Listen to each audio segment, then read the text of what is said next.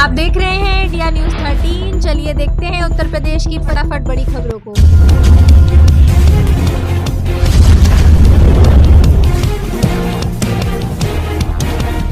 आधार card को लेकर UP सरकार का बड़ा फैसला, रातों रात बदल दिया नियम, इस काम के लिए माना जाएगा अवैध। उत्तर प्रदेश में पढ़ने वाले छात्रों या फिर आम नागरिकों के लिए यह महत्वपूर्ण खबर है, क्योंकि अब तक आधार कार्ड की जन्म तिथि को प्रमाणिक माना जाता था, लेकिन सरकार ने अब इसे प्रमाणिक नहीं माना है।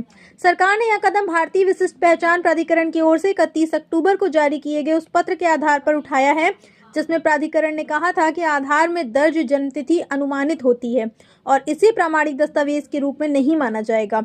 इसी पत्र को आधार बनाते हुए उत्तर प्रदेश सरकार ने आधार कार्ड के इस नियम को बदल दिया है। अब आधार कार्ड की जन्मतिथि प्रामाणिक नहीं मानी जाएगी।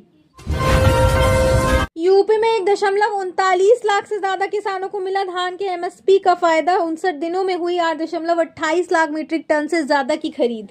उत्तर प्रदेश सरकार किसानों को समृद्ध बनाने के लिए धान खरीद पर जोर दे रही है। 1 अक्टूबर से 28 नवंबर तक 1.39 लाख से अधिक किसानों से 8.28 लाख मीट्रिक टन धान खरीदा गया है।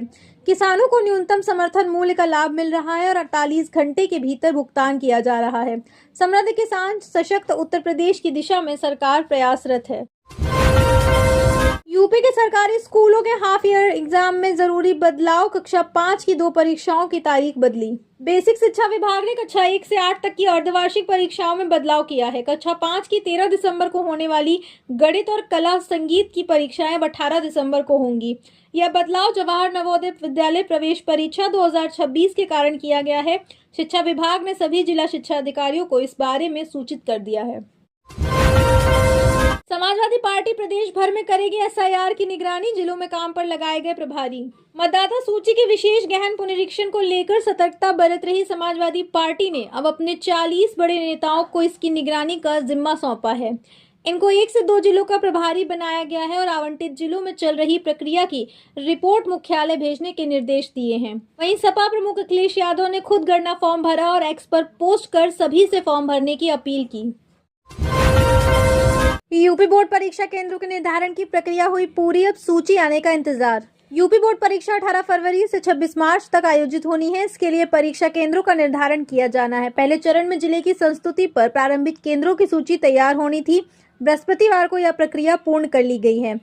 इसकी सूची का देर शाम तक इंतजार होता रहा, पर सूची नहीं आई। आज सूची आने की उम्मीद है। सूची मिलने के बाद इन केंद्रों की जाँच की जाएगी और 30 नवम्बर तक इसे अंतिम रूप दिया जाएगा। मिर्जापुर जिले का नाम बदलेगी योगी सरकार, बैठक में इस नाम पर बनी सहमति। उत्तर प्रदेश के मिर्जापुर जनपद में स्थित विंध्याचल धाम में विराजमान मां विंध्यवासिनी देवी मंदिर हिंदुओं का सबसे बड़ा आस्था का केंद्र है। यहाँ पर हर दिन हजारों की संख्या में लोग पहुंचकर मां विंध्यवासिनी देवी का दर्शन पूजन करते हैं। मां विंध्यवासिनी देवी विंध्याचल धाम में स्थित होने के कारण कई बार मिर्जापुर जनपद का नाम विंध्याचल धाम करने की मांग की गई है। अष्टभुजा डाक बंगला में गुरुवार को हुई जिला प्रशासनिक समन्वय समिति की बैठक में मिर्जापुर जिले का नाम विंध्याचल धाम करने पर सहमति बनी है। बैठक में प्रदेश के कैबिनेट व जिले के प्रभारी मंत्री नंद गोपाल गुप्ता नंदी ने जिला प्रशासन को प्रस्ताव बनाकर भेजने के निर्देश दिया है। सीएम योगी ने राष्ट्रपति की संघर्ष गाथा को बताया हर भारतीय के लिए प्रेरणा, बोले पार्षद से राष्ट्रपति तक का सफर प्रेरणादायी। मुख्यमंत्री योगी आदित्यनाथ ने कहा कि मन बंधन और मोक्ष का कारण है। उन्होंने राष्ट्रपति द्रौपदी मुर्मू के जीवन को प्रेरणादायक बताया। पीएम मोदी ने योग को वैश्विक पहचान दिलाई। ब्रह्म कुमारी संस्थान सकारात्मकता का संचार कर रहा है। राष्ट्रपति मुर्मू का लखनऊ में आगमन हुआ, जहां उनका स्वागत किया गया। एक गरीब के लिए आयुष्मान योजना पर बोले सीएम योगी। उत्तर प्रदेश के सीएम योगी आदित्यनाथ ने एक कार्यक्रम में आयुष्मान योजना की बात की। उन्होंने कहा कि पहले गरीब लोगों के लिए इलाज करवाना बहुत मुश्किल और जोखिम भरा था, लेकिन अब पिछले 6 से 7 वर्षों में प्रधानमंत्री जन आरोग्य योजना एवं आयुष्मान भारत योजना के तहत देश के लगभग 50 करोड़ लोगों को प्रतिवर्ष 5 लाख रुपए तक की मुफ्त स्वास्थ्य सेवा दी जा रही है। लखनऊ पहुंची राष्ट्रपति द्रौपदी मुर्मू, बोली भारत में युवाओं की संख्या 65%, देश विकसित बनाने का संकल्प लें। देश की राष्ट्रपति द्रौपदी मुर्मू ने शुक्रवार की शाम लखनऊ में हुए स्काउट एंड गाइड के जम्बूरी कार्यक्रम के समापन समारोह में कहा कि देश की कुल आबादी के 65% ऐसे युवा हैं जिनकी उम्र 35 साल से कम है। इन्हीं युवाओं को भारत को विकसित बनाना है, 2047 तक यह सपना पूरा करना है। जम्बूरी जैसे कार्यक्रम युवाओं को जोड़ते हैं, देश में अखंडता की स्थिति बयां करते हैं। इन्हीं युवाओं का आत्मबल हमको विकास की राह पर ले जाएगा।